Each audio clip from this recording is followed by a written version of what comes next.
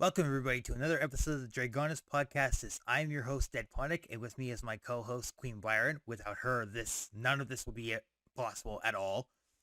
Yeah, Well, we make the world go round, right? yeah. So if just good news, our Discord server is up and going. We just need to put a few adjustments on it. We have our Dragonus Podcastus bingo card. I'm still working on the Patreon thing, but for this episode, I'm actually going to let Queen Byron take lead here, and we're going to discuss something not lore-wise, but more the overall aspect of D&D. Yeah, Byron, you want to take this one for me? Yeah. Okay. Yeah. So it is a little bit lore-based almost, but it's more like D&D as a game lore. So we're going to talk today about the OGL, and if you have been following the news or even just kind of seeing hints of it in the community and online groups or things like that, you can kind of tell that people are pretty upset. Maybe you don't know why. So let me give a short explanation. So OGL stands for Open Game License, and this is something that Wizards put in place to signal to the community and to allow the community to make third-party content, homebrew content for Dungeons & Dragons. So a little bit of historical context. The company TSR created Dungeons & Dragons, and they made the first and second editions. And they actually sued a lot of people who tried to make content for the game. They were very litigious, and they felt very strongly about protecting their brand, protecting their copyright, and protecting their intellectual property, which is like the stuff they created, right? When Wizards bought TSR, they bought the D&D brand, they made 3rd edition. And with 3rd edition, they put out what was the original Open Game License, which was a signal to the community that they weren't going to continue the practice of suing people who tried to make third-party or homebrew content, and that it was even allowed and encouraged to make content for your friends, to share online, or even to publish things professionally and to make money. Now, this whole Open Game License has been a wonderful tool that the community has used, or maybe not tool, but a reference document where you can point to it and say, yes, this company allows us to make content adjacent to their brand. You don't see that in other games so much. For example, Call of Cthulhu is done by Chaosium. They don't have an open game license. They don't allow people to make third-party content. They take the more litigious route in some cases. But with the open game license, it's been allowing the D&D brand to flourish, really. After 3rd edition came 4th. 4th edition also had not an open game license, but something that kind of resembled it, but it wasn't as open. And 4th edition only lasted 5 years before 2014 came 5th edition, and with it another, what you would say, more open game license, an actual open game license. So the Wizards of the Coast company has encouraged and allowed people to make third-party content for themselves, for their friends, or even as real publishers to make money off of. This has been in place for about 20 years now. D&D started in 2014, but the Open Game and License as an idea has been around for about 20 years. There is some confusion or debates about whether the Open Game and License is officially needed. It gets really complicated in, like legalities and stuff, but you can't copyright game rules or game processes. We see this a lot actually in the board game community, where two similar games will come out at very similar times, and a lot of times it's coincidence, but sometimes it's not. But the only things you can really copyright or trademark are, whole new creations. So like Wizards has some spells, some monsters, things like that they've created, and those things belong to them, right? So those are their copyrights, those are their trademarks. Now, as recently as actually starting in kind of November, December of 2022, there was talk of a new gaming license coming with the new edition of 1D&D. which is scheduled to be released in 2024, there's been a lot of rumors and conjecture and kind of like leaks coming out from supposed Wizard employees who wanted to remain anonymous, or industry insiders and people like that. First, there was talk that there wasn't going to be an open gaming license for one D&D, which was a little surprising because, again, we've had this kind of idea of third-party content for about 20 years now. Then, in January, a leaked document of the new version of OGL was released, and it was proven to be credible. And within that new OGL were things like royalty structures.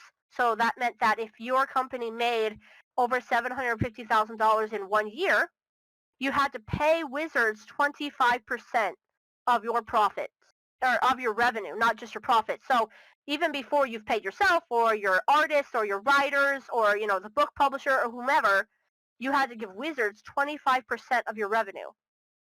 If you look at popular Kickstarters, like Matt Colville's publishing company, they had a successful Kickstarter that raised about $2 million, but he did a cost breakdown, and he said that basically our company only really made about $200,000 after all was said and done, because, again, they pay their writers, they pay their artists, they pay the people who work in the company. And after all was said and done, if they had to pay Wizards 25%, they would have lost money on their Kickstarter. And another part of the OGL that people were really upset about was this kind of back license kind of a thing, where it basically said, if you print something or publish something for 5th edition, or for 6th edition, right, because the OGL would be for the new edition, if you printed something, then we also have the rights to print it without crediting you, without giving you any money, in any country, at any time. So if I made a supplement that maybe was about flowers or, expanding on herbology or something like that, Wizards could then take that, print it in one of their books, and I'd never see a dime. And then, of course, nobody would buy my product specifically because Wizards had the exact same thing. And, of course, you support the official version of things, right? So these were some of the two biggest problems that people were having with the leaked document. And then over the course of several days, people were getting more and more upset that Wizards wasn't making any announcements or refuting the leak. So obviously it was like a real credible thing because they weren't trying to dispute it. They weren't saying, well, this was false or whatever. But then people started, there was this kind of fan-led campaign called D&D Be Gone. And as kind of a way to show Wizards that we're unhappy with the new changes or the proposed changes, and we want our voices to be heard. You kind of have to hit them where it hurts, and Wizards is a big company, so they talk in dollars, right? So people were saying to cancel their D&D Beyond subscriptions, D&D Beyond being an online tool to look at books and create characters on there. People were canceling their subscriptions. People were also canceling their whole accounts, which is kind of a lengthy process on D&D Beyond. They don't really have a great automated system for it. So their support team was bogged down. They were, seeing the fan outrage and seeing the conversation that was going on. And then eventually, last Friday, they did release a statement, finally, saying that they heard the fan outrage, they heard the community backlash, and they wanted to assure us that it was just a draft and that no changes had been made or finalized, and that they wanted to continue a spirit of open communication and, collaboration moving forward, and that a new OGL for the new system would be coming eventually. However, this statement was met with a lot of skepticism because it didn't really apologize to the community at large for the damage that they had done, because with the royalty structure that they had proposed, they would have put dozens of companies out of business, basically. And they used this language where they were calling these companies large companies or competitors. Wizards of the Coast made over $1 billion in 2021. $1 billion with a B. The next largest company is Paizo, and they make a couple million. So that's like a drop in the ocean, right? It's not comparable, right? You're comparing an apple to a planet. They're not even on the same scale. Wizards is the only large corporation in this space. So that was really upsetting to the community. And in in the non-apology apology statement, they were saying that they never intended for the OGL to fund their own competitors. Well, again, they don't really have any competitors. They own a large majority of the market share. Almost all RPG books sold today are of 5th edition, and it's not even close, right? And there are lots of companies who basically have only 2, 3, 4 workers publishing, printing, drawing up their own art in-house and all that stuff. The royalty structure would have just been a death sentence to them. They mentioned NFTs several times, that they were trying to kind of protect their brand from NFTs, blockchain, and stuff like that. While at the same time, Hasbro has actually minted several NFTs of other properties they own. I think Transformers and Power Rangers, maybe.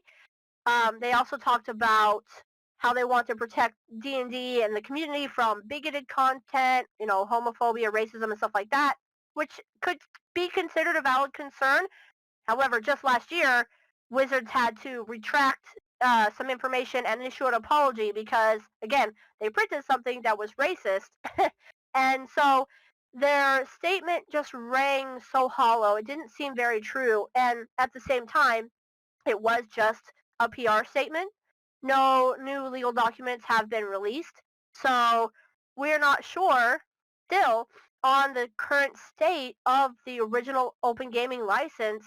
Is it going to be, it needs to be perpetual and irrevocable. So currently in the document it says perpetual, which you think would mean it goes on forever. But really it means that it goes on until something is changed or until they revoke it. So it is revocable. It can be removed, and the original open game license that everyone's used for 20 years would be, gone and not be, able to be used anymore.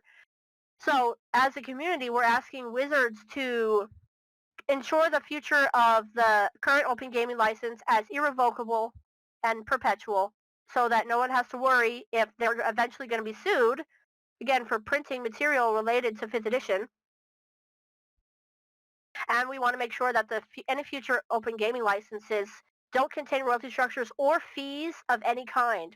Again, just because they said they revoked the royalty structure, but that doesn't mean there won't be some other kind of payments or something that Wizards requires, which, again, is laughable because they are the giant in this industry. If they want to make more money, they need to print new things. They can't squeeze it out of small creators. And again, almost everyone else in the space is like a small creator. Like, Paizo is the second biggest, and like I said, they only make a couple million every year or so. And that's revenue, right? So that's still, they have to pay their publishers, pay their artists, pay their writers, and all that good stuff. They need to make sure that the open gaming license is an actual open thing. So there's been a lot of goodwill lost to Wizards of the Coast. Really, they're just acting like the giant corporation they are, but it's surprising and shocking because we've built this community up as creators, videographers, podcasters, all the people who make D&D kind of related content have made D&D what it is today. And now it feels like they're trying to punish us for it, almost. So there's been people who've been talking about making their own RPG system. People are moving away from Wizards of the Coast as a company. They're playing D&D less. We're kind of seeing all of these things happen as a result of the leaked documents and all the PR that's been going on. And, we just wish Wizards would do better. Yeah, I agree with that. I've heard a lot of people have been going over to Pathfinder too. Is Pathfinder part of Wizards of the Coast or no? Mm-hmm. Ah, okay. No, so Pathfinder is printed by Paizo. Ah, okay. And it's kind of funny because Pathfinder and Paizo were started right around 4th edition times. So when 3.5 was officially ended, Paizo was started. That's the publishing company, and they made Pathfinder. Pathfinder is very similar to Dungeons & Dragons 3.5. Or Pathfinder 1st edition was similar, and now they're publishing Pathfinder 2nd edition, which is really its own thing. But if you're looking for a high fantasy RPG with lots of numbers, Pathfinder has tons of choices. It can be sometimes intimidating to new players. It's not really a rules light system. It's what you would call crunchy. There's a lot of things to look at. But I played Pathfinder and I loved it.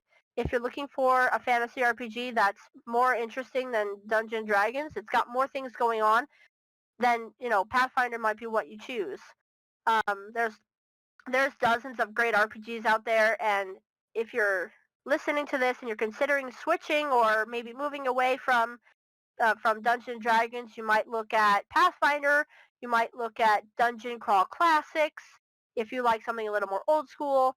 And you have games like the Cypher System, which is more science fantasy. And then there's Forbidden Lands, which is one of my favorites, which is kind of like an old school revival type of game. Uh, there's just so many other RPGs out there. So as much as I've loved Dungeons and Dragons over the years, I'm upset with Wizards for having done all this these shenanigans. I hope that people will take the opportunity to explore new games and maybe find something that they like even more. Dungeons and Dragons has just been, like I said, kind of the giant in this space, but there are so many other wonderful games to play. I hope people will try new ones. Yeah, and if I could just say something to Wizards, if they are just having to listen to this, it's not that we're not trying to boycott or anything, but we're trying to make our voices heard and say, hey, this is what we think, and we want something. We want you guys to cut the shenanigans out, please. People have absolutely. Yeah, people have to make a living, I mean, you guys are like $1 billion corporation, so you guys don't need you don't need more money. You get enough money from the stuff you already publish. Yeah, and it kind of reminds me of what some other companies. Right, and if they wanted to make more money, if they wanted to make more money, then they could do other things to do that. They could create class-specific character sheets or a different style of character sheets. They could do more supplements or books and things like that. Maybe they make special folders or DM screens. I mean, the ideas are endless. They just felt like they just went straight for the third-party content creators. I had a crazy idea for how they could resolve this issue, like what you said, if say they want to you publish something and they want to publish that same thing, they could get, maybe they could partner with you or something, or they could pay you to pay you a percentage to publish the thing, and a percentage of the sales that they make from publishing it that goes towards you, rather than they keep all the money, you don't get a dime, kind of thing. That's what I think, anyway. I think that would be a good idea. I mean... Yeah, I mean, there's lots of options, but it felt like... Yeah, it felt like they went straight for the nuclear option, rather than trying to find some middle ground. I feel like this is going to be like an Order 66 situation here, if you get what I'm talking about. Where the D&D community is going to have to go into hiding, and then they're going to have to rise up and kind of stoke the fires of rebellion, and then Wizards is going to realize, oh, we're the bad, we're kind of the bad guys here. We need to kind of, reallocate ourselves. This is a good... I would say the resistance has already started. Yes. Yes, very much so. And hopefully, this episode will kind of... And there's been other, D&D podcasters and YouTubers that have been voicing their opinions. I watch a show called The Dungeon Dudes. They've been voicing their opinions, and I love their content. And I'm glad that other D&D podcasters are doing this. I don't know if Matt Mercer is doing anything or voicing his opinion on this, but since he's Sorry. Well, I can speak to that. So, no, it's fine. The Critical Role team put out a statement, and at first glance, it seems very generic. Like, we stand with the D&D community and content creators. It wasn't as scathing or as bold as some of the other statements have been. However, it's very likely that the Critical Role team are under contract and that they have signed either non-disclosure agreements or non-disparaging agreements, which means that they can't actually say bad things about Wizards of the Coast or D&D Beyond without being sued. And D&D Beyond is one of their show sponsors. So the statement they released was very kind of bland and generic, but if you read between the lines a little bit, it does sound like they are on the side of content creators and third-party publishers more so than Wizards. Yes. It's just that they can't actually say that out loud, right?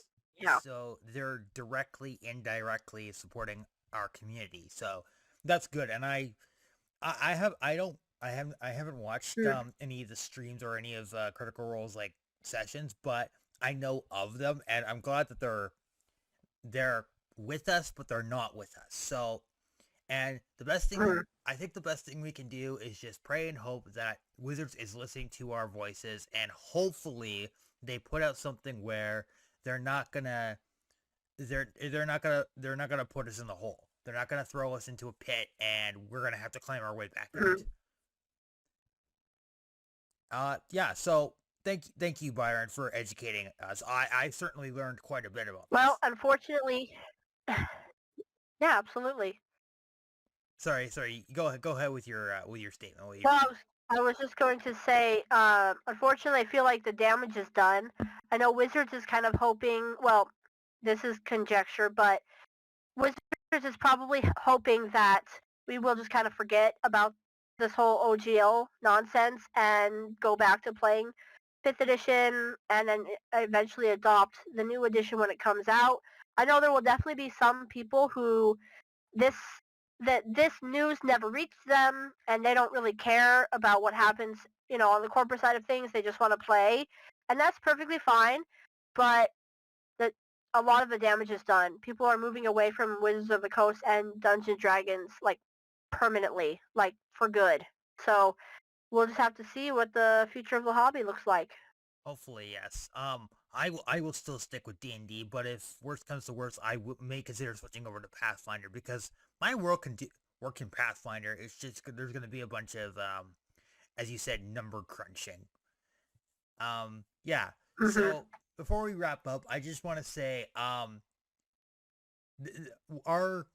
podcast is we're not taking in any profit. We do this for fun, and hopefully this is not to slander or talk bad about Wizards in any capacity, but I just want to say that our voice hopefully is heard along with the other members of our joyous community.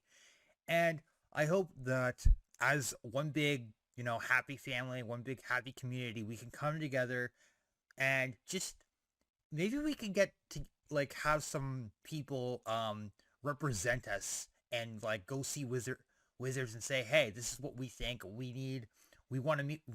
We either want something to happen or we want to compromise. And I'm hoping that Wizards is willing to compromise, and maybe hopefully things will be looking bright in the future. But until then, as you said, the damage has been done. So yeah, I don't know what the future holds, but all we can do is all we have to do is what was that quote again from Gandalf? All we have to decide is what to do with the time that is given to us. So I think the best thing to do right now is just to make our voices heard, but not, like slander Wizards, because they are a good company. They're the reason that our community exists. Well, part of the reason anyway. Without them, basically D&D would have kind of died out, unfortunately.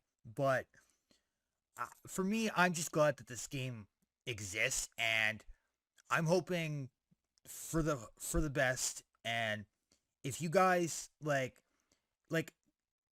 if you guys are in groups, D&D groups, discuss this among yourselves. Make your voices heard. Hell, well, obviously don't talk smack about Wizards, but make your voices heard on social media, Facebook, Instagram, Snapchat, Twitter, all that good stuff. It's important. Wizards sees this stuff, and they most likely will respond. And that's what we need right now. So, any closing statements before we wrap up? Just remember that there's other RPGs out there. If you want to continue to play Dungeons & Dragons, there's nothing wrong with that. But I encourage everyone to look around the RPG scene. Maybe you'll find something that you like even better. Yeah. Yeah. Did doesn't Wizards also do like the Star Wars role-playing game too? I think that's what they do. No. The only game that they have is Dungeons & Dragons. Oh, okay, okay. All right. So, take care, guys. We will see you next time. Next week is gonna be a regular lore video, and then the week after that, we're gonna do another role playing session. Stay tuned for that. And as for since I'm talking about this, stay tuned on the channel as well, because I've got a special project coming out, and if you've seen the preview video, you'll know what it is, but it is currently in the process of being edited, so stay tuned for that, and hopefully I'll get that rendered. But anyway, take care, and we'll see you guys next time.